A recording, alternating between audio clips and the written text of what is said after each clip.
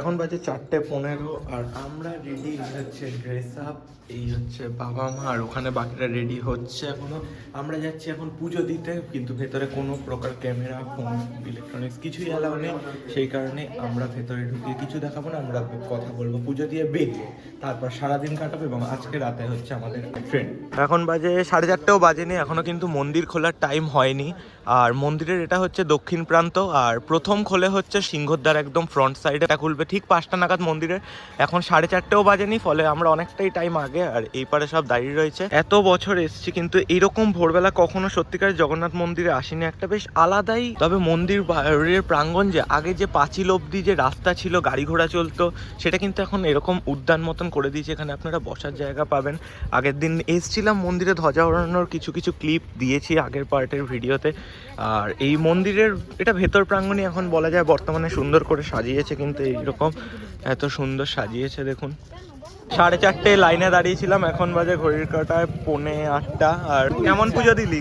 খুব ভালো। একটু বেশি ধাক্কাধাক্কি হয়েছে। কি হয়েছে একটু বেশি ধাক্কাধাক্কি হয়েছে, একটু বেশি রাশ।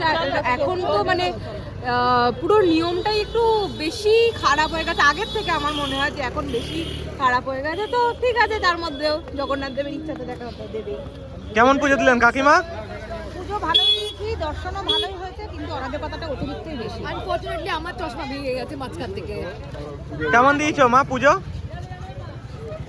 দর্শন আমাদের যে পান্ডার মারফত গেছিলাম, ভালোই দর্শন করেছি, কিন্তু ভেতরে এত মানে ট্রাস্টির অনিয়ম, সেটাকে যদি সিস্টেমেটিক করে খুব ভালো হয়। না হলে একেবারে মানে মন থেকে মনে হয় শুধু যেহেতু উনি জগতের নাথ, ওনাকে একবার দর্শন করতে আসা, ওইটার ইচ্ছেতেই আসা।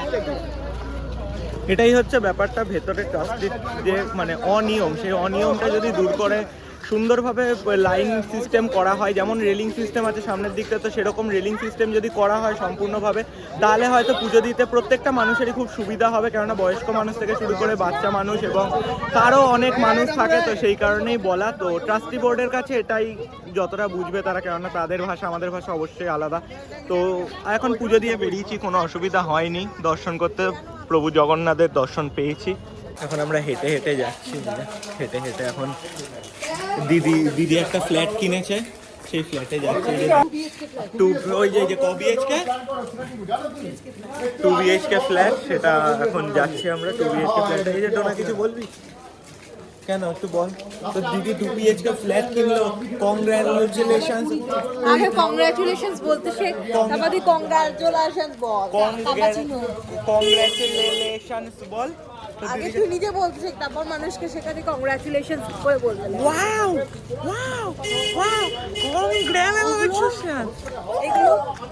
এগুলো হচ্ছে অশিক্ষিতের লক্ষণ, এবং অশিক্ষিত মানুষরাই বলে। প্লিজ সাবাসকারাই বা আমার চ্যানেল। আমাদেরই সুন্দর লাগে এই ফ্রেমে, আর কাউকে মানায় না। লাইক এই ভাট বোকা মানুষজন আমাদের পোষায় না। এই যে ভেতরে ঢুকছে, একটু বলে দাও লাইক শেয়ার সাবস্ক্রাইবের জন্য প্লিজ।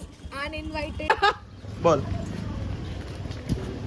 বল বল লাইক শেয়ার এন্ড সাবস্ক্রাইব। আমরা যে পণ্ডিত এখানকার যে ঠাকুরমশাই, তার নামটা একটু শুনি। সুদর্শন। পর 4 দিন ঘোরার পর এখন সময় এসছে বাড়ি ফেরার। 12838 ডাউন হাওড়া পুরী S1। এখন কোচ বাজে হচ্ছে 7:30 বেজে বেরিয়েছে, আর 8:15 নাগাদ এটা ছাড়বে ট্রেনটা। আর ট্রেন দিয়ে দিয়েছে ঠিক 1 ঘন্টা আগে পুরী স্টেশনে। তো ফিরবো আবার নতুন কোনো ব্লগ নিয়ে, নতুন কোনো ভিডিও নিয়ে। ততক্ষণের জন্য দেখতে থাকুন, আমাদের চ্যানেল সাবস্ক্রাইব করুন। আর যদি ভালো লাগে ভিডিওগুলোকে অবশ্যই শেয়ার করবেন, আর আপনাদের জন্যই আমাদের ভিডিও বানানো। অবশেষে আমরা ছাড়লাম পুরী স্টেশন, আর এর সাথেই শেষ হলো আমাদের ব্লগ ভিডিও। তো অবশ্যই লাইক শেয়ার অ্যান্ড সাবস্ক্রাইব করবেন, আর ভালো লাগলে অবশ্যই কমেন্ট করে জানাবেন। আসছে নতুন কন্টেন্ট নিয়ে, ততক্ষণ হাসি খুশি থাকুন, আনন্দ থাকুন, আর দেখতে থাকুন সৌমুখ ইউটিউব চ্যানেল নতুন ভিডিও। ধন্যবাদ, বাই বাই।